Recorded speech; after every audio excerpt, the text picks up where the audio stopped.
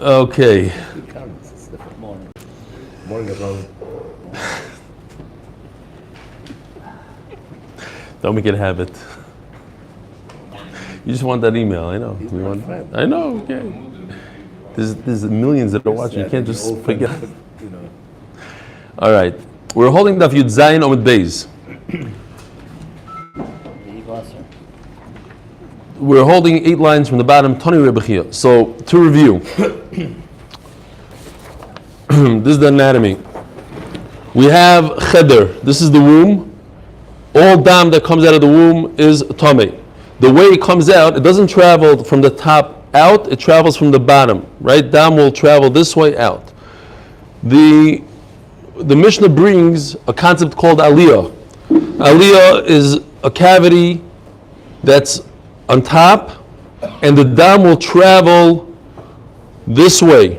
This way is called min halul v'lachutz. This is the lul, this passageway right over here. Lul v'lachutz.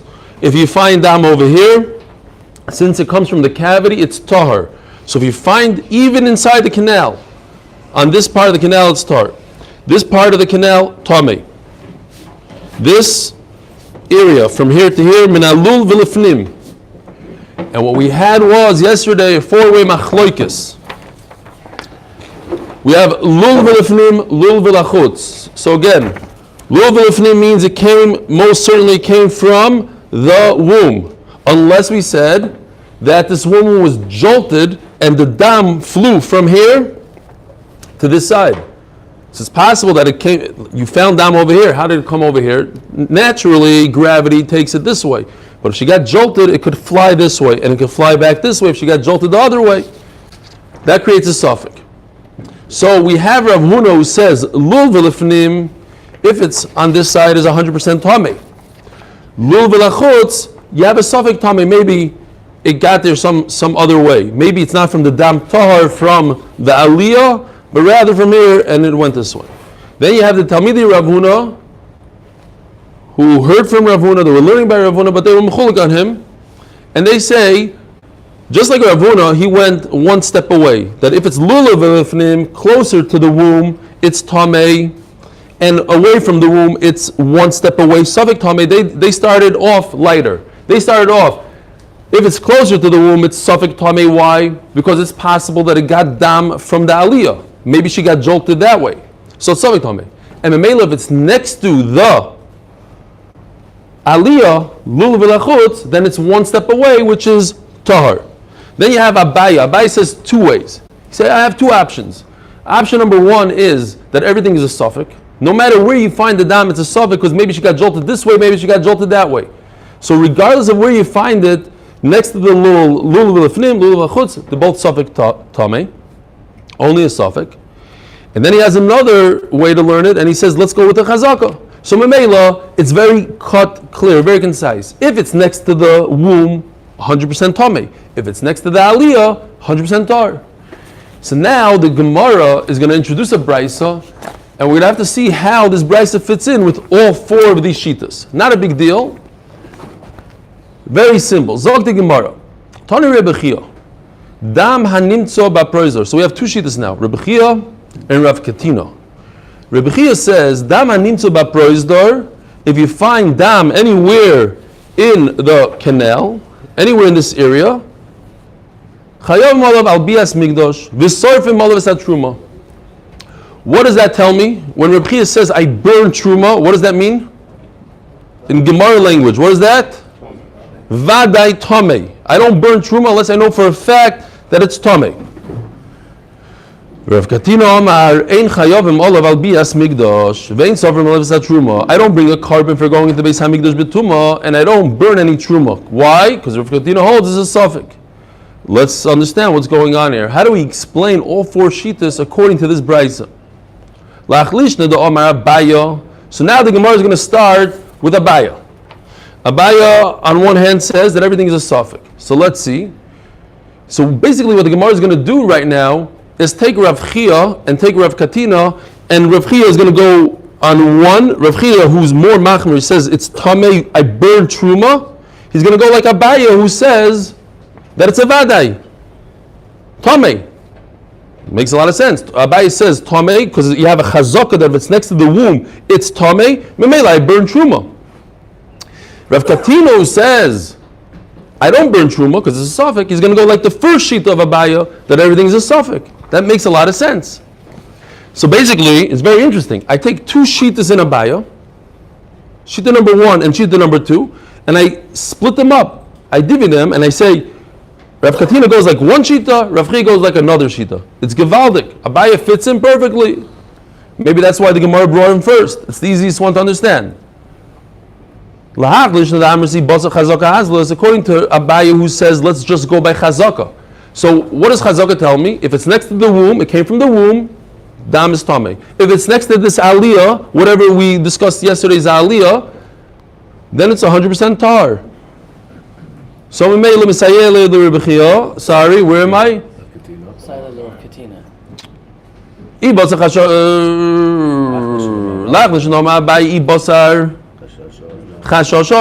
Where only everything's a suffix. That's a good right. Rav Katina who says suffix. In other words, I don't burn truma. And it will be a problem with Rav Chi who says it's a vaday tamei. And according to Abaye, second pshat, that let's just go by chazaka. Everything is a chazaka and everything is a vada. It's either vaday tamei or vaday tar. It's beautiful. That's a perfect right to Reb Chia who says that it's vaday tamei. And that will be a problem according to Rav Katina. Very good. But either way you look at it, it fits right into the brisa. Now, L'Ravuna. What's going on here? Look at over here. You have the sheet of Ravuna in red. Lul v'lifnim. If it's towards the womb, tamei. Lul v'lachutz, suffix tamei. Why? Because even though blood from the lul v'lachutz, from the aliyah, should be tahar, maybe she got jolted. So give it a little bit of the chumrah. L'Ravuna loy pligi. So all we're going to say is that according to Rav Huna, there is no machlokes between Rav Katina and Rav Chia. Why? Because they're not talking about the same thing. Kan min alul v'lefnim, kan min alul v'lachutz. When the dam is this way towards the womb, tamei, 100% tamei. When the dam is over here, you find the dam on this arrow right over here. So memela, I say suffix tamei. Elo l'Rami bar Shmuel Rav Yitzchok b'Rei Rav Yehuda. Now we're going to take the fourth shita in blue. Tell me the Rav Huna. What do they say? They say that when it's next to the womb, it's only a suffix tamei. Why? Because maybe it got some dam from the aliyah, and when it's very close to the aliyah, right over here, completely tar. Now, how does that fit in with Rav Chia and Rav Katina? Min alul v'lefnim sveikoi tamei. You're telling me it's a tamei only misafik. You don't burn truma. Hane b'mayim took me. Min alul v'lefnim. So you have to say that it's this way, closer to the rechem, closer to the womb. Leima pligi the Reb Chia. Now this won't fit in with Reb Chia. Reb Chia says vaday tamei, and they're saying the most they go up to the Talmidei Rav Huna is suffix tamei. But Rav Chia says mefurish vaday tamei, burn truma. How does he fit into this picture? What's the worst case scenario in this whole picture right over here? Dam that's very close to the womb. And they themselves say dam very close to the womb. The worst dam possible is only suffix tamei. Because maybe it has some dam from the aliyah. But, so how does Rav Chia fit in here? Rav Chia says it's vaday tamei, burn truma. How could it get worse than dam that's next to the womb? So the Talmidei Rav Huna are never vaday tamei, ever. You can't have a situation where, according to them, it's a vaday tamei. This is Argosha. Argosha and all that. I'm saying, if you midiraisa, a woman has to have Argosha, she has to feel, and that would be vaday tamei.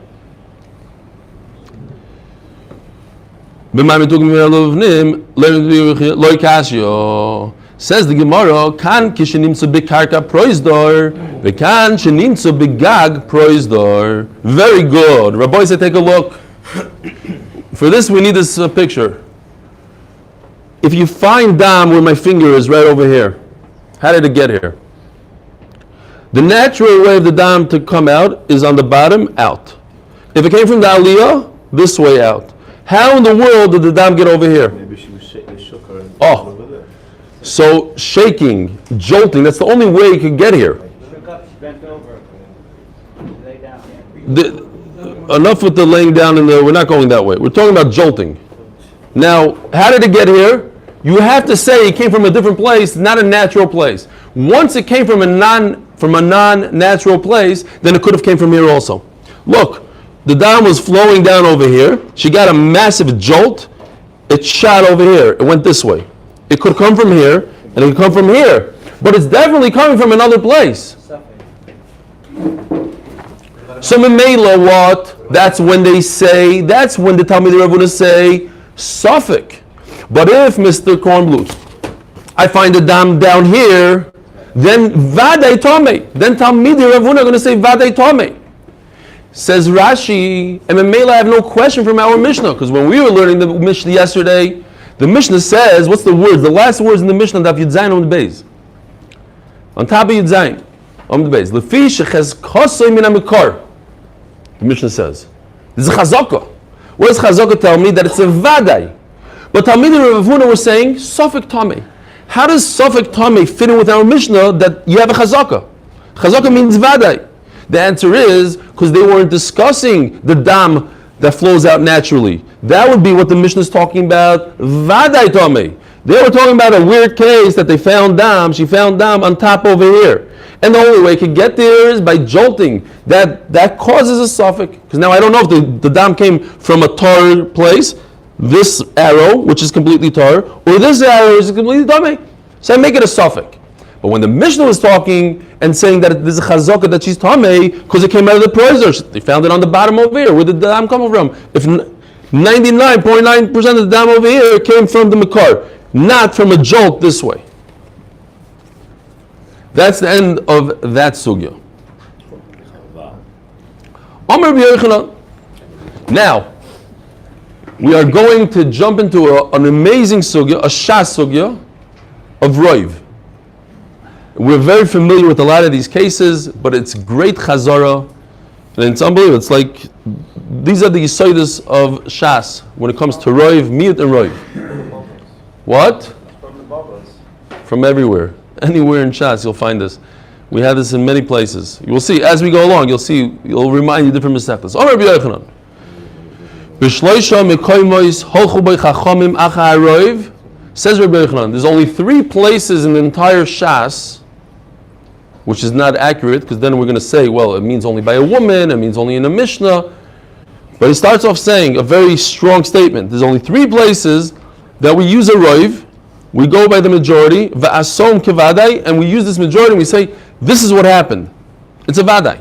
Meaning, I could even burn truma. I take it as, this is what happened. Circumstantial evidence, that is what? Certain circumstantial evidence. Okay, whatever the lashon is. Mikar, 3 places. Mikar, that's our sugya. Shilya, afterbirth. Chaticha is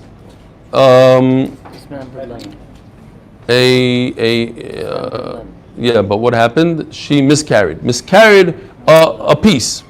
Mikar hodam maron. That no matter how you look at it, any one of these shittas, any one of these 4 shittas, at the end of the day is going to say that we have to consider roiv dam comes from the mikar and tamei. We create a tumah here, a tumah vadois. Shilya, the afterbirth, the snan. Shilya babayis, habayis tamei. The halacha is always that a corpse, a mace, creates tumas oil in a house. Anything that's in the house, within the oil, is tamei. So if you have an afterbirth in a house, and you look at the afterbirth, you look at it, you don't see a fetus. What do you see? You see a bunch of blood, you see skin, but you don't see a fetus. You have to assume, as a roiv, most women who give birth, and they have an afterbirth, there was some sort of fetus in there, just what happened, it disintegrated. Not because an afterbirth is considered a fetus, there has to be that there was a vlad in there. What is this concept? There's a concept of roiv. Majority of women, there are some women that have an afterbirth without a vlad. They give birth to some pouch of air, like we had the other day, a ruach. But 95% of women give birth to a vlad, and you just don't see it. Memela, I'm going to consider everything in the house tamei, as a vadai. How come he doesn't do it chazaka? What kind of chazaka? Most women, when they give birth, it's a That's not a chazaka. That goes by roiv. Chazaka in this case, in this case, chazaka would be that the house was tar. Chazaka that this house is tar. That's what you would say. No chazaka that a woman gives birth. That's a roiv.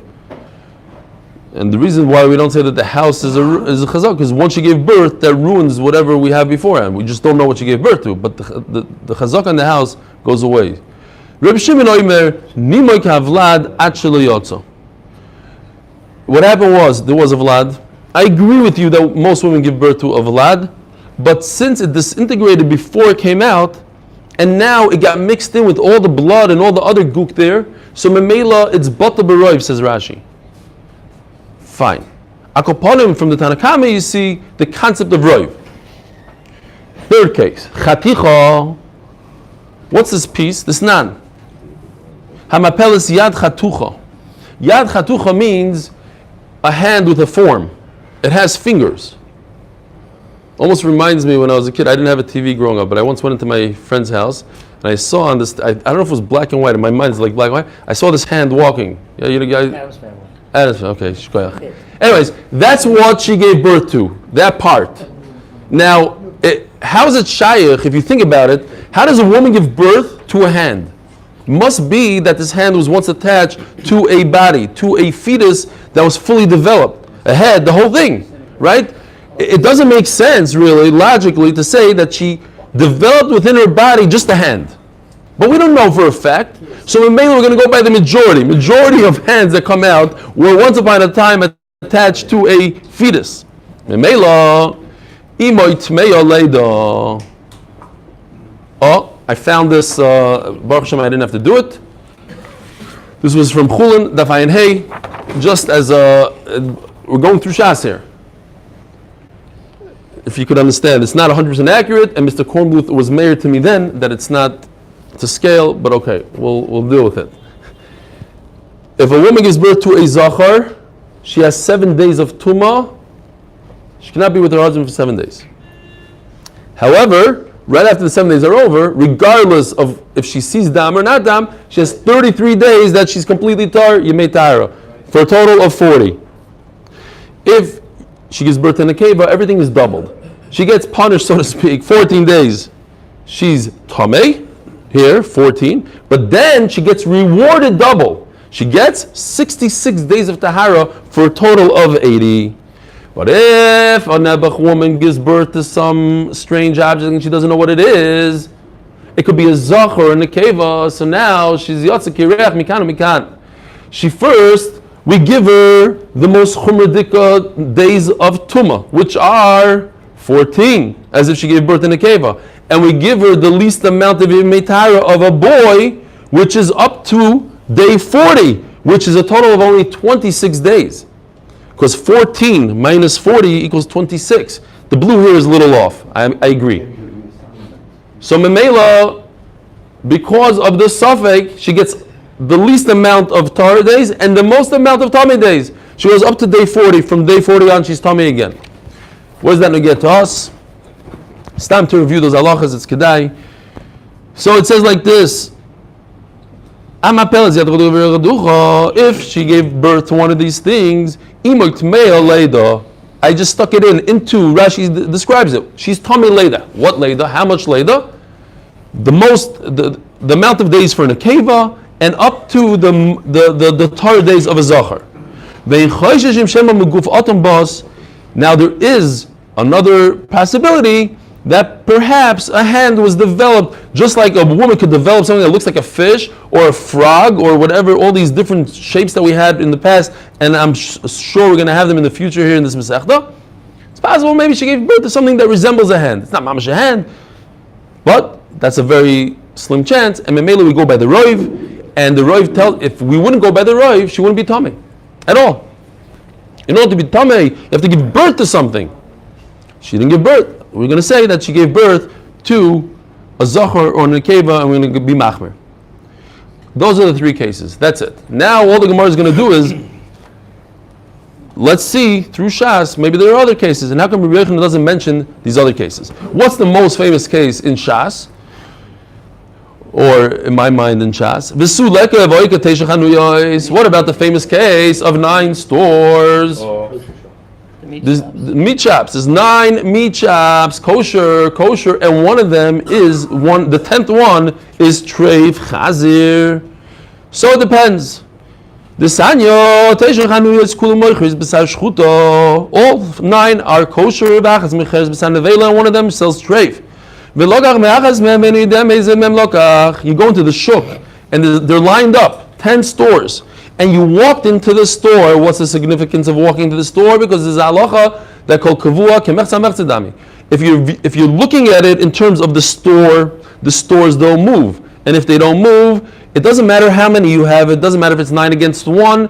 Everything becomes 50-50. So the non-kosher store has a halacha of 50-50 called kavua kemechza mechzedami. If you're viewing the piece of meat, then the piece of meat that moved, then it's a roiv. It came from 9 kosher stores. But if you don't know, you don't have the meat. You have the meat, but you know that you purchased the meat. You walked into a store, but that store was one of 10 stores that didn't move. And since it didn't move, it has a 50-50. 50-50 is tummy. It's in Yishus Hayachid, it's tummy. He doesn't remember which store he bought it from, so now you kavua, it's stationary stores. Sveika Yasser. But if you found it on this floor, on this sidewalk, right in front of all those stores, now it moved, it left the group. Now you go by the roiv. Most stores are kosher. I view this piece of meat as kosher. Why the case is not the same? What? Why the case is not the same? Once you buy the meat and you take it out, it's removed already. No, you removed it. That doesn't count. Because you developed the suffix. You can't develop a suffix. When you found it, it was removed, and that's when the suffix started, that minute that you found it. Oh, so you see that there's an Isser, and by Isser we go by the Roiv. How come Rabbi Yochanan didn't mention it? His number 4 says the Gemara Tumah Kamrinan. I'm not talking about Isurim to eat a piece of meat. That's an Avela. I'm talking about becoming tummy, going to the mikvah. Isser loy Kamrinan. Okay? So you want to get all fancy with me and talk about Tumah? I'll bring you a Tumah case. Va'ika Teisha Tzvardim, 9 frogs. Now every time it says frogs, we have this whole problem. Because one of the shrotzim is Tzvardeya, but it's not the Tzvardeya that we think of, because the frog that we're talking about is not a sheretz. The frog that we know that jumps around and makes crickets, whatever, it's not a sheretz. So, but a toad is, and a toad looks like a frog. So that's why they explain Teisha Tzvardim. So in other words, there are 9 that are not a sheretz. B'sheretz echad b'neihem, and there's a 10th one. That's a sheretz. That's a toad that it looks like it. So now it's confusing. One is a sheretz, 9 are not a sheretz. V'noga be'echad mehem v'nideh be'ez mehem noga. He doesn't know which one he touched. What halach is this? Is this kavua, or is this removed, or is this stationary? Is this considered stationary? They're in their place. You walked over to them and you touched them. So what do you do when you have a 50-50 problem? So it depends. B'shus harabim svei gitar. U'b'nimtzo halach achar roiv. Where am I? B'shus hayachid svei gitar. So anytime you have a suffix in tumah, when it comes to b'shus hayachid, suffix tamei. B'shus harabim svei gitar. The zolach hamish b'sinai memela. But over here we're talking about tumah sheretz. I touched the sheretz. Now I'm not going to have the answer, oh, Rabbi Yochanan's only talking about tumah. Because this is tumah. And it says, B'nimtza halachach haroiv. If you found this frog that came from 9 that were not sheretz, and 1 was a sheretz, so I go by the 9 that are not a sheretz, and you're not tamei. Oh, you see the concept of roiv?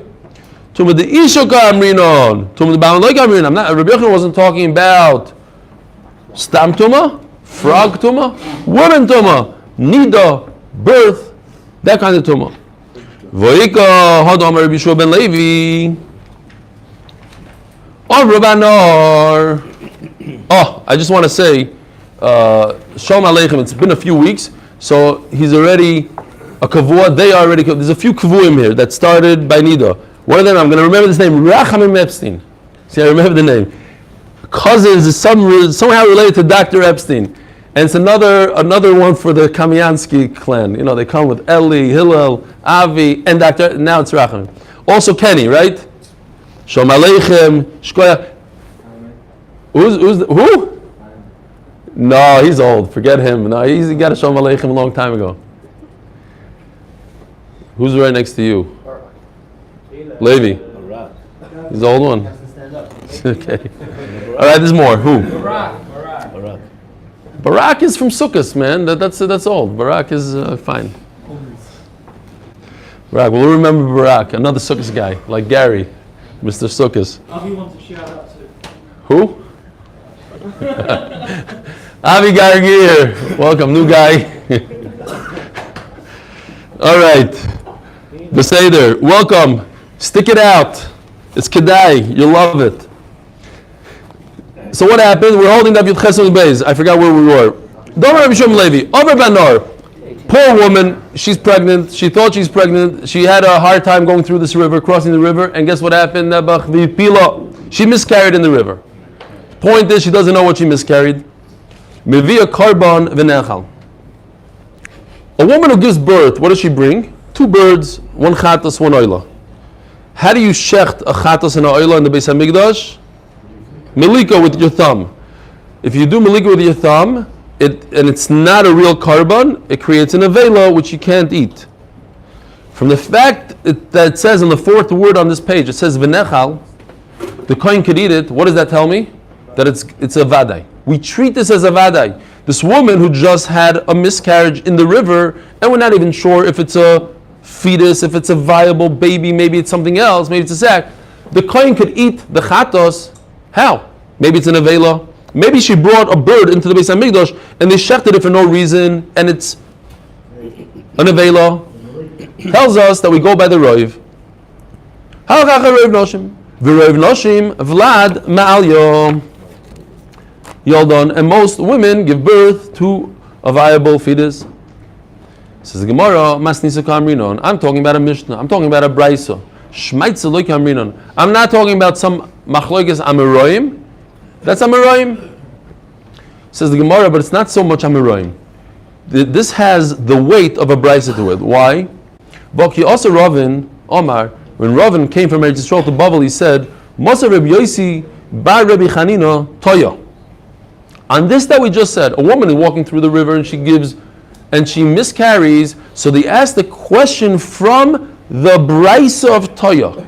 Toya is a woman who is confused. She has a big problem. She doesn't know a lot of stuff. She's completely confused. She doesn't know if she gave birth to a Zachar, to a Keva, if she gave birth at all. She has no idea when. She's completely confused. So, and it says, Ravin, I have no idea why they brought a question from that Brisa. So the Gemara understands, my love to yufta, my love loy to yufta, elosiata. What Ravin was trying to say is, they brought the wrong proof. It's actually a raya that you're supposed to bring a carbon when you miscarry in a river. It's a valley carbon. Not that, so what's the obvious answer? No, he just said it's not a raya, not this way, not this way. The Gemara understood that when Ravin said that they brought a raya from a brisa, and it's reversed than what they thought. They thought they're hurting their case, they're actually helping the case. But akopanim, it's a brisa. And if it's a brisa, then Rabbi Yochanan should have mentioned it. Your whole answer is that it's just Amoraim discussing it, but Ravin is bringing a brisa that helps the Amoraim, and Rabbi Yochanan should have brought it. Says the Gemara, this brisa of Toya doesn't help and doesn't create a contradiction. What Rava was saying, it's zero. To me, it doesn't do anything. I don't understand why they brought it at all. So it's not a brisa. Rabbi Yochanan didn't have to bring it. It's just Amoraim discussing. Agabanim, Rabbi Yochanan says there are 3 cases that we go by the Roiv. And we said it's talking about a woman, Niddah of a woman, Tumah of a woman, not Tumah of anything else, not Isurim, just Tumah, 3. So anytime you say a number, the number comes to exclude something else. He said 3 and only 3 and not a 4th thing. Lemudei Mai. What's number 4?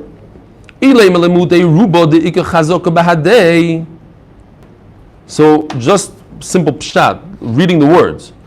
If you have a roiv that has a chazaka, not with it, against it. Ba'adei over here means against. You have a roiv and you have a chazaka. Who wins? Anytime you have a roiv and a chazaka? Let's see. The loy sarfinan aleis hatruma. On that, Rabbi Yochanan says, in that case, it's not a vadai. Now your roiv is weakened.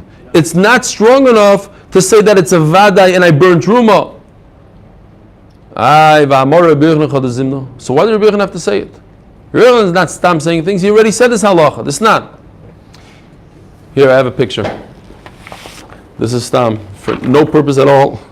I just thought this baby is awesome. But this picture says it all. Look what he has on his face. He has remnants of dough. He's sitting next to maybe something that looks like dough. Over here is already his mother made something. And he has this on his face. So what does this tell me? He most likely, or 99.9%, touched the dough. How did this face get like this, if not with dough? That's how Rashi learns. He touched the dough. It's a guarantee he touched the dough. The shaila is, this baby, is he tamei or not tamei? What's his deal? Now, we have a chazaka. Most babies, especially in those days, they didn't have, like we have, garbage cans. You let the baby run around and he's going to touch shrutzim, and there was a whole different life in those days, right? B'kitzer, you go to certain areas, you know what I'm talking about. So you have these kids running around, they come into the shul, like all, yeah. This nan, many knows what I'm talking about. He has a piece of dough in his hand.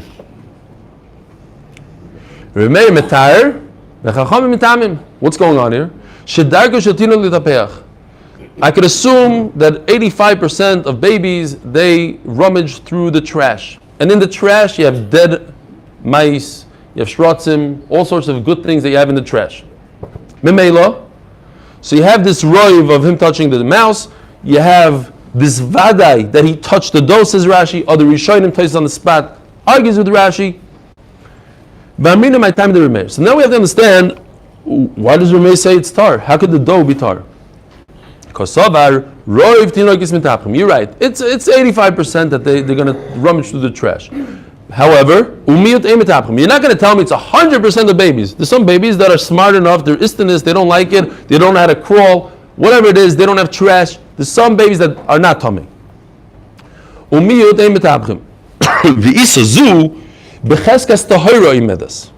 This dough was completely tar when we started out the whole case.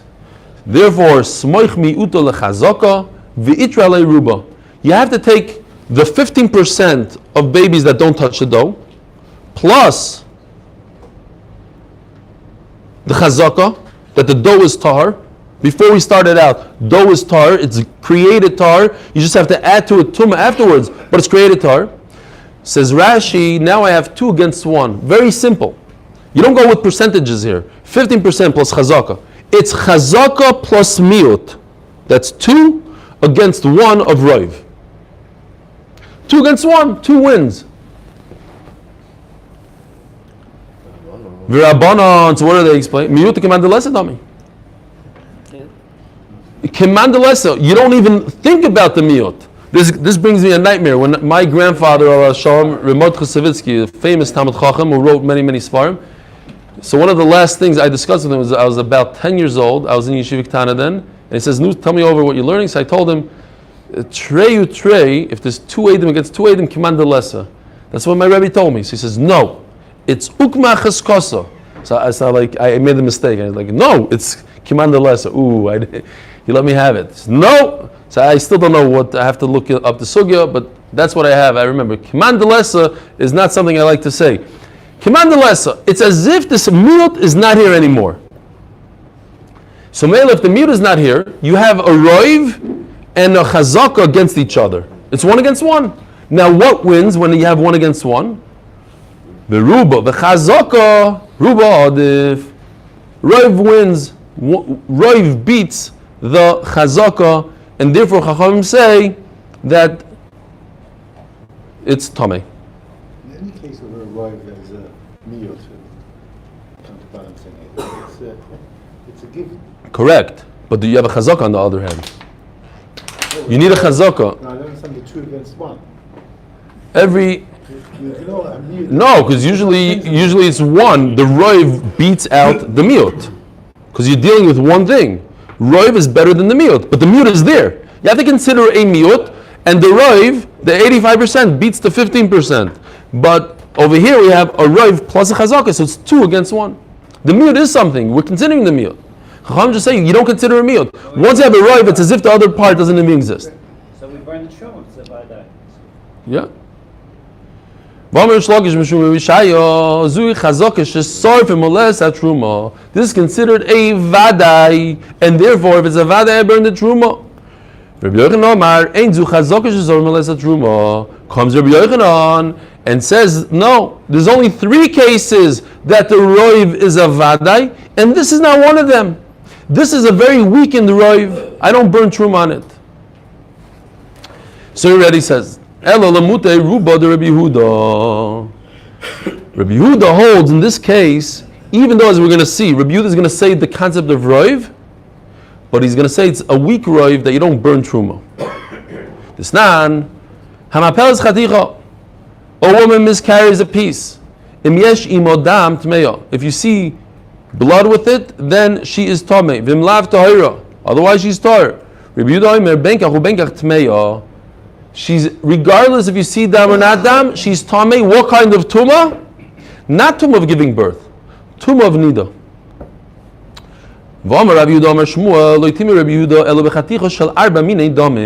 If you take a peek on Daf Yomi, if you don't even have to turn the page, just look over there. What does the Mishnah say? 4 lines down. There are 5 bloods. Okay? Our Gemara says, so Rashi right away answers the question. One of the 5 is actually red. It's black, used to be red, that turned into black. So it's considered 4, fine. But Rabbi Yehuda says it has to be one of the 4 colors brought in the Mishnah on Daf Yotes. But if it's some other color, green, white, any other color, tahira. Comes along Rabbi Yochanan, that's a no-brainer. If it's red dam, then nobody's going to argue with that. How could you argue with red blood? Red blood means niddah. And if it's green blood, everybody's going to admit that it's tar. She doesn't know. It got lost. The piece got lost. Rabbi Yehuda says, let's go by the roiv. Now, he says mefurish that we go by the roiv. But this is a different roiv. Usually we say roiv is a vadai and I burn truma. Over here Rabbi Yehuda says, listen, it's a roiv, but it's a very weak roiv. It's one of these roivs that's not the greatest roiv. Most pieces are going to have the dam that's tamei. I don't want to say such a roiv. Memela comes Rabbi Yochanan and says, I have 3 cases of roiv, that these roiv are considered certain vadai, and I will burn truma on them. I have a 4th case. If a woman finds a piece of, she miscarried a piece, and the piece got lost. So I'm going to say most pieces come together with tamei blood. That's not such a strong roiv that I would burn truma on. She's tamei, but I don't burn things based on it. Have a geshmak day.